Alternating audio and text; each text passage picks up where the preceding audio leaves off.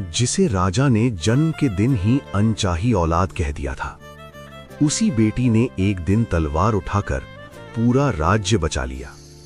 ये कहानी है अमरगढ़ की राजकुमारी तारा की। बहुत समय पहले अरावली पर्वतों के बीच बसा एक समृद्ध राज्य था, अमरगढ़। उस राज्य के राजा थे महाराज विक्रमसेन। उनकी एक ही इच्छा थी, एक उत्तराधिकारी पुत्र। सालों बाद महल में संतान के जन्म की खबर आई। पूरा महल खुशियों से भर गया, क्योंकि सबको उम्मीद थी कि राजकुमार जन्म लेगा। लेकिन जब दाई ने बच्चे को राजा के सामने लाकर रखा, तो महल में अचानक सन्नाटा छा गया, क्योंकि वो राजकुमार नहीं, एक राजकुमारी थी। राजा विक्रमसेन का चेहरा गुस्से से भर गया। उन्होंने ठंडी आवाज में कहा, "ये बेटी मेरे सिंहासन की उत्तराधिकारी नहीं बन सकती।" और उसी दिन से उस मासूम बच्ची को कहा जाने लगा अनचाही औलाद। उसका नाम रखा गया तारा। तारा बड़ी होने लगी, लेकिन उसे कभी राजकुमारी जैसा सम्मान नहीं मिला। महल के बड़े समारोहों में उसे हमेशा पीछे खड़ा किया जाता। राजा उसे अपनी बेटी कहने से भी कतराते थे।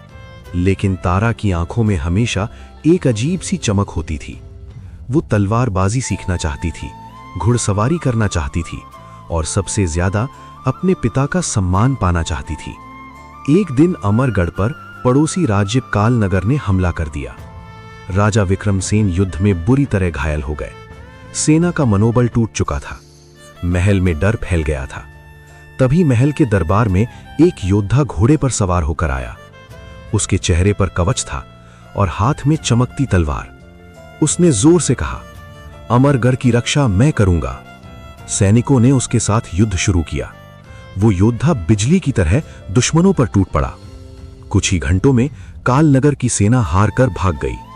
जब युद्ध खत्म हुआ तो उस योद्धा ने अपना कवच उतारा, और पूरे दरबार की आंखें हैरानी से फैल गईं, क्योंकि वो कोई योद्धा नहीं, राजकुमारी तारा थी।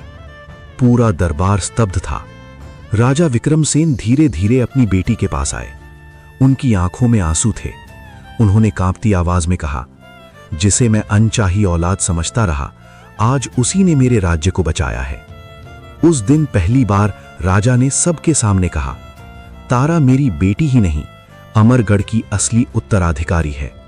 और उस दिन के बाद महल में किसी ने भी तारा को अनचाही औलाद नहीं कहा, क्योंकि इतिहास गवाह बना, कभी कभी जिसे दुनिया बेकार समझती है, वही सबसे बड़ा चमत्कार बन जाता है।